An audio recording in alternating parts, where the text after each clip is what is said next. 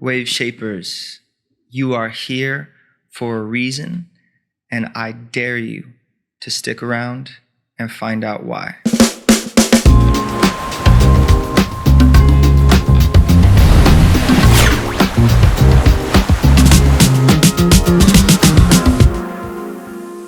Welcome to episode 4 of the Wave Shapers podcast. My name is Rue, and I am pumped up right now about what we're about to get into.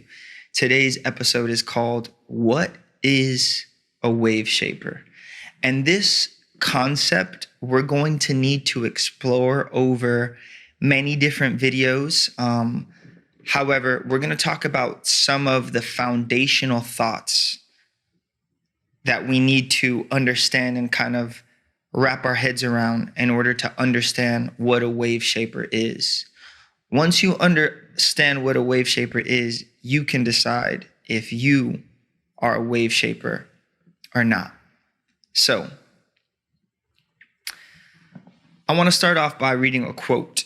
Andrew Fletcher said, "Let me make the songs of a nation, and I care not who makes its laws." Let me make the songs of a nation. Because if I can make the songs of a nation, if I can influence culture, and here specifically through art and entertainment, I will have more influence than the politicians. I will be able to influence the mentality more than those who are literally making the laws. And so I want to start off by asking you a question.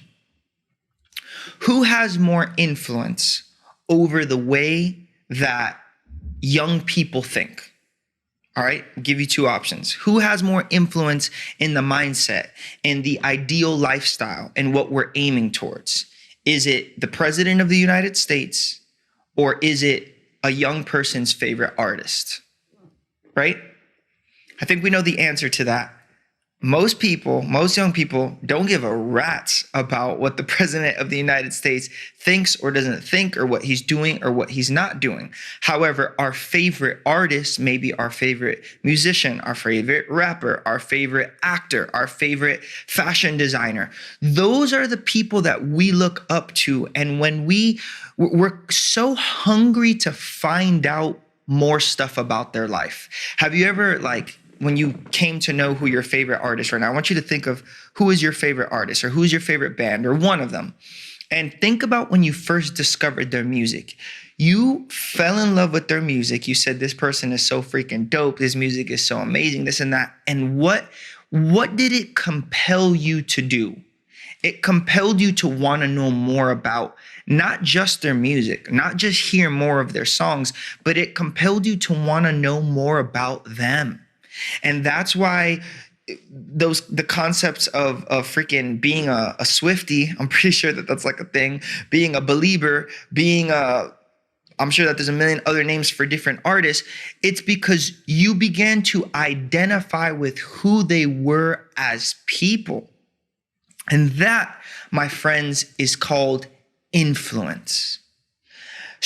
A celebrity becomes famous, right? And let's say that they have a certain hairstyle, or a rapper does something with a certain type of fashion, or they put golds in their mouth, or whatever it is. And you see literally thousands and thousands, sometimes hundreds of thousands, depending on the level of fame of this person.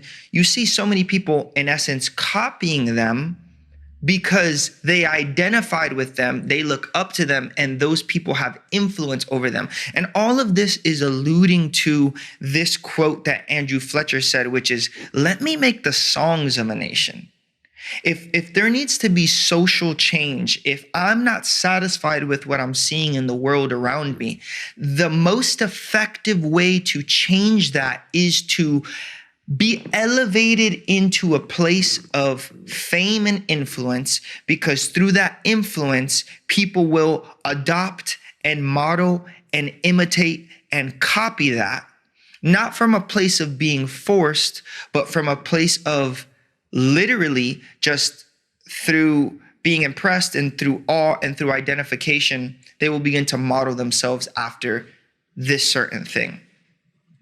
And in order to understand what a wave shaper is, we need to explain and explore the concept of the power of media. The power of media. One of my mentors said something, and I saw a video, and he said this, and I heard this a few years ago, and it honestly, it's one of these things that shifted my perspective and the way that I saw the world. He said, there is no such thing as entertainment. There is no such thing as entertainment. And at first listen, I rejected it, right? Because I immediately started thinking of all the things that I would consider strictly entertainment. Certain types of art, right? And he went on to say that whether it's intentional or not, everything that we create, which therefore then becomes everything that somebody else consumes. So I'll speak from the side of the consumer. Everything that we consume, what is it to consume? Consume is to listen to music. Consume is to buy certain products. Consume is to watch certain TV shows. Consume is to watch certain movies. That's to consume, to be a consumer, to take it in. He said, everything that we consume, whether the creator of that content or that thing that we're consuming, whether they were intentional or not, they are being a medium. Let's note that word right there, a medium to something. Let's explore that concept. The word media, because we just said that we're going to explore the power of media. That word media comes from the word medium. Now, when have you heard the word medium, other than talking about the size of your shirt, which is large, medium, small? That's not what we're talking about. You've probably heard the word medium when it has to do with like witchcraft, or I'm about to say something in Spanish, random. Where are my Dominicans at? Espiritismo over here. But anyway, medium, spiritus. This person was a spiritual medium. When they say that this person was a spirit medium or a spiritual medium, what are they referring to? They're saying this person channels something from the spiritual realm and delivers it to whoever it is that they're talking to. So if you ever were walking down the streets of South Beach, we're from Miami over here. Wave Shapers, the hub of Miami. I mean, the hub of Wave Shapers is Miami, so 305. You already know what time it is. Anyway, if you're ever walking down South Beach, you'll see, and in Miami, you'll see get your palm read, psychic reading. You'll see all these things, right? All over the place. And I'm sure that this is all over the place, but I'm just giving the example.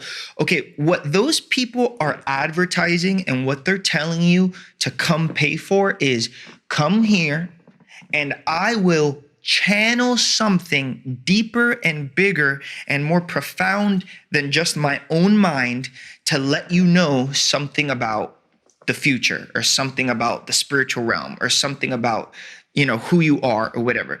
We are channeling something deeper. That verb right there, that to channel, that to be in the middle is to be a medium. And so when I say that one of my mentors was explaining this concept that there is no such thing as entertainment, basically he was saying everything that we ever consume, whoever we consume it from, they are being a medium to something deeper. They are being a medium for another purpose or another cause or for another purpose, whether they know it or not. And guys, when this started hitting me, when the reality of what I'm talking about right now started hitting me, I started looking, and I feel like it's most easy to kind of note in the music that we hear and in the shows and movies that we watch. I started looking for the agendas that were behind the stuff that I was consuming. So I'm listening to music and I'm hearing the surface words. I'm hearing whatever, I just popped a Xan, 13 hours to La Land, and I'm out like a light, like a light, like a light. We already know that song, right? I'm hearing that. I'm like, okay, yeah, I get it. It's a party song and party drugs. But in reality, that is a promotion. That is a full-blown promotion. This rapper that rapped that, which is Travis Scott, right? He is promoting through this song the agenda of the lifestyle of drugs and partying and all this stuff. And I'm using this as an example because it's actually the first one that just came to my head. I can give a million examples right now. But in that moment when he has, check this out, he goes on tour and he goes on Astroworld tour, and there's, God knows, I don't know, I could even look this up right now, but there's probably millions and millions of people that attended the shows at Astroworld. He has millions and millions of people singing this, which I think we talked about this in episode 2, which we said the power of confession. We're going to talk about in future videos, the power of our words. He has millions and millions of people basically confessing to the agenda of drugs and partying and popping prescription pills and all this stuff. Now, am I saying that in this particular video right now, am I saying that for the purpose of condemning that? Or I'm not even saying that it's right or that it's wrong. That's not this video. Although I do believe that it's right or it's wrong, I do have my opinion on that. That's not the purpose of this video. The purpose of this video is to say, holy crap, there are messages and there are things behind the things that we're consuming. Behind the surface level or beyond that or deeper than that, there are agendas being pushed. Guys, I turned on my laptop the night before last. What was last night? No, it was the night before last. And I saw something on the Netflix like promo, like, you know, when you open it and it just starts playing something, autoplay. I saw something and it got me hot. I'm not even gonna lie, it upset me. So I went on there to watch my show. Right now I'm watching Suits, Harvey Specter. You already know what time it is. But anyway, I'm watching it and my sister's watching it, my brother-in-law, so we're talking about it. But anyway, the point is that I go and I see this show. I wonder if I'm going to get kicked off YouTube for talking like, I could talk specifics, right? I got somebody here in the studio. I could talk specifics. I could say names, right? They're not going to kick me off YouTube. All right. If we do get kicked off at this point or at any point, because if there's any channel that's probably going to try to get kicked off, they're going to ban our ass. It's going to be this channel. But anyway, we'll go to freaking Patreon or we'll go to somewhere else. So stay with me, guys. We're keeping all the raw files of these videos and we'll upload them somewhere else. Anyway, I open up Netflix, about to go watch Suits, and I see a promo for a new show.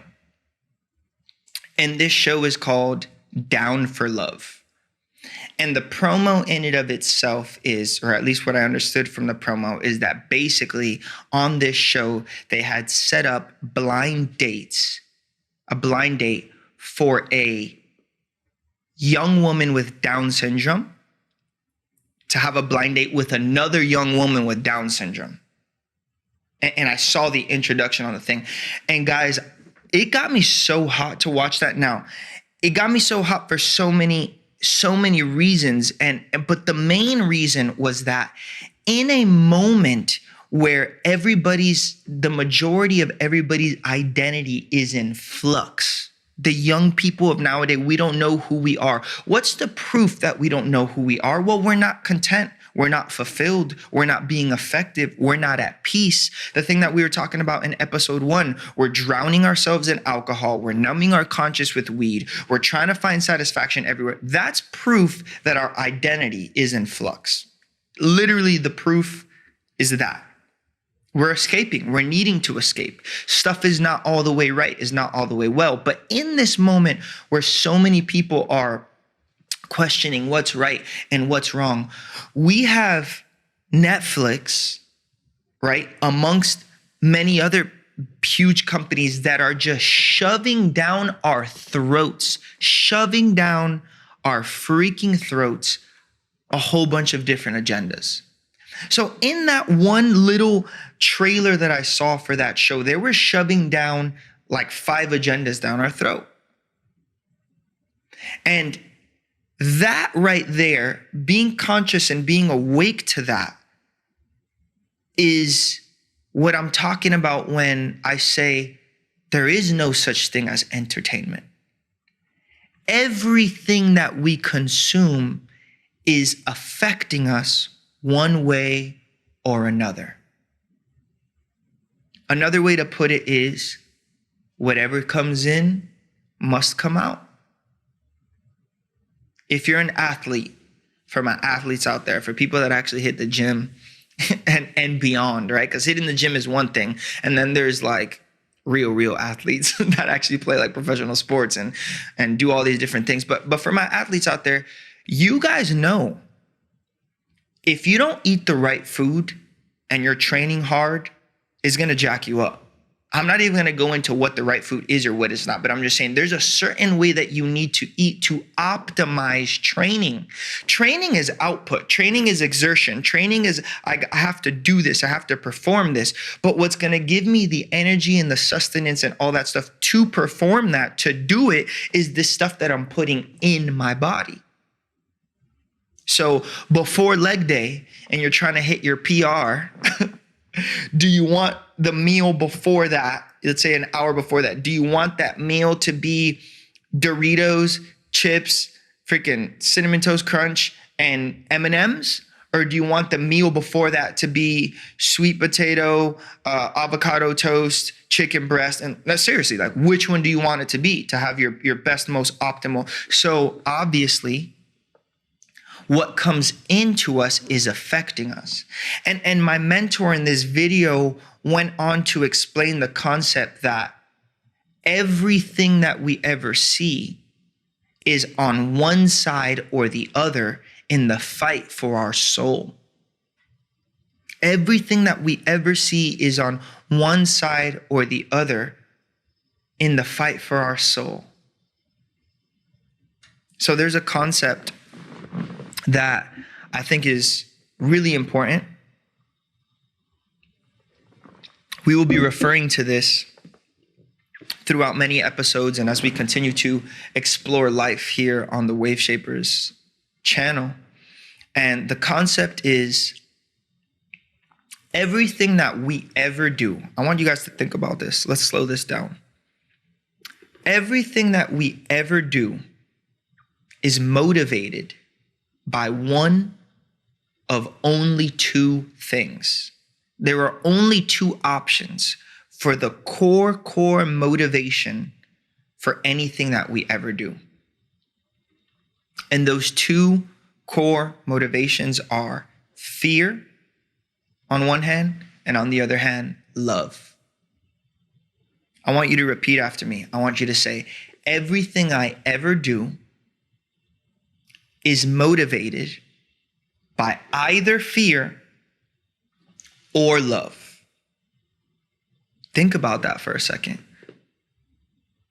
And I know that this is kind of going on a pretty long tangent here, and don't worry, I haven't forgotten the purpose of this video, to talk a little bit more about Wave Shapers, the identity of Wave Shapers, am I a Wave Shaper? But all these concepts go into the formation of this concept, this bigger concept. Let's stop there for a second. Let's park there for a second.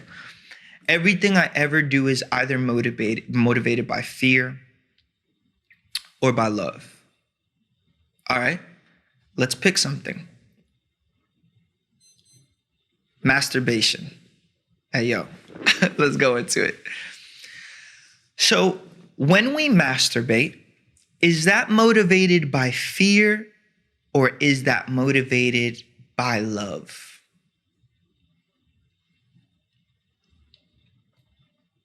When I masturbate, specifically me, I'm in therapy, right? So I've talked about masturbation with my therapist. I'm like, I don't even want to do that junk ever. I literally don't want to, but why do I do it sometimes? And he started teaching me, start noticing and start taking note, not like physical note, but mental note about how you feel before you choose to masturbate. And I started doing that.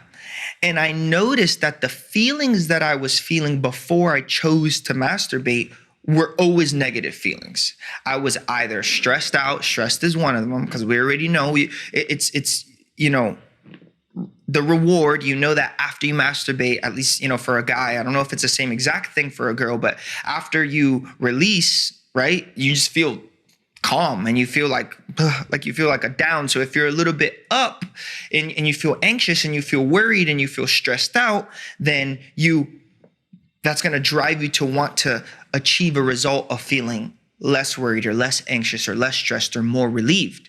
So that's a negative emotion. Another thing that would push me to kind of down the same road that would push me to masturbate was being really, really tired.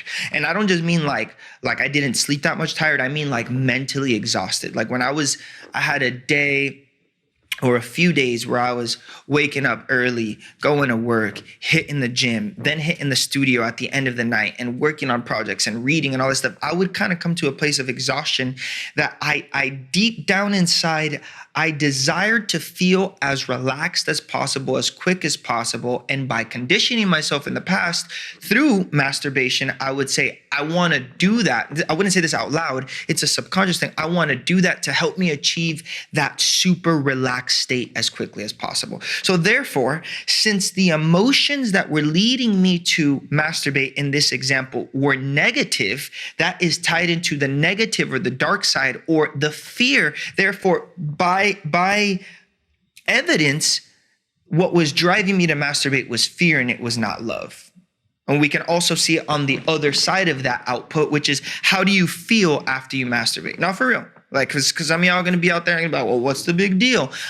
The point is not what's the big deal. The point is, how do you feel after you masturbate? And I'll be honest. You be honest with yourself. I have never masturbated and been like, yeah, awesome. I feel like a better human being right now. Like, this is the version of me that I want my kids to know about. No, that's not true. So if the input before and the result after are both negative, we're going to by default say that the original intention or motivation behind the act of masturbation in 99.99999% of the cases is going to be fear, or it's going to be negative.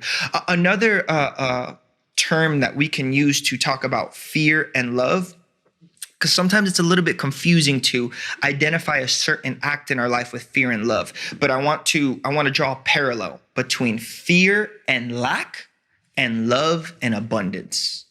Fear and lack, love and abundance. Back to the masturbation example. You don't masturbate because you're so sexually satisfied and so at peace in your sexuality. No. You masturbate because you're feeling some type of lack. You're feeling like I need something. I need to feel this release. I need to feel this lust. I need to feel this pleasure. Now, let's take another, a totally other action, a different action. Because I also want to prove to you guys that it's about the intention and it's about the heart. It's not just about the action. Let's talk about hitting the gym. Is hitting the gym driven by fear or by love? Is it driven by lack or abundance? Well, this one's interesting because if you're going to the gym because you feel bad about who you are, you look at yourself in the mirror and you're disappointed, you have low self-esteem, and you don't even really like yourself that much. I'm just going to be honest. If that's the reason why you're going to the gym, then yes, the motivation for why you're in the gym is the fear and lack. It's not love and abundance. But if you can shift the motivation and you can start to love yourself, and the reason why you're going to the gym is because you want to take care of your body. You want to be the best that you can be. You want to be strong and healthy to fulfill your purpose. You want to be healthy to be capable to love your family and your friends and do well. Then the reason why you're going to the gym, in that case, the motivation or the intention behind it is love and abundance. And there's this ancient writing that says, man looks at the outward appearance, but the Creator looks at the heart. When we say the heart there in that specific phrase or that specific truth, it's talking about intention. So man looks at the fact that you're at the gym, but your creator knows if you're at the gym because you hate yourself and you're just trying to do something to get better, or because you appreciate and love your body and you're trying to give it the best possible. Now, on our way back to circle back around to the original purpose of this video, everything that we ever consume is either going to feed into our fear or it's going to feed into our love. It's either going to feed into our lack or it's going to feed into our abundance. It's either going to cause us to question who we are and question our identity even more and be more freaking confused, or it's going to solidify and make more secure our self-esteem and our identity and who we are. So I bring all of that up to try to bring a consciousness to my brothers and sisters out here, to my wave shapers. What are you consuming? What are you putting in to your mind? What are you putting into your psyche? The songs that you're singing, and even if you don't sing them out loud, that you're listening to, what is or what could be the intention behind that? Because not everything is so black and white, guys. Some songs, I'm gonna be honest, some movies, some shows, in the moment that I'm exposed to them, I automatically know that it's not right. You guys know what I'm talking about. You guys know you put on a movie. I mean, maybe you guys are so numb right now, because I've been there too. I've been in moments of my life where I've been so numb and I'm numbing myself constantly by overexposure, by, again, we talked about alcohol, by weed, that you don't even notice what this stuff is doing to you. But when you start to be intentional about your health, and your health in all three areas of who you are, remember we talked about that, health in your spirit, health in your soul, and health in your body, then when something intrudes into that healthy, peaceful direction that you're in, you immediately notice. And you're like, I got to take this movie off. And yes, I have taken, especially in this restoration journey that I've been living, I have taken movies off. I have been listening to songs that I used to listen to that, I'm not going to lie, go hard. Like, they're freaking dope songs with dope beats and this and that. And I've literally said, you know what? I'm just not about this right now. I got to take this song off. Because I realized that whether that artist knew it or not, they are channeling fear and lack. They're not channeling love and abundance. So with that said, we're going to bring a little close to this part 1 of episode 4. Wave Shapers, you are the hope of the world. I dare you to be who you were created to be. I'll see you in part 2. See you in the next one.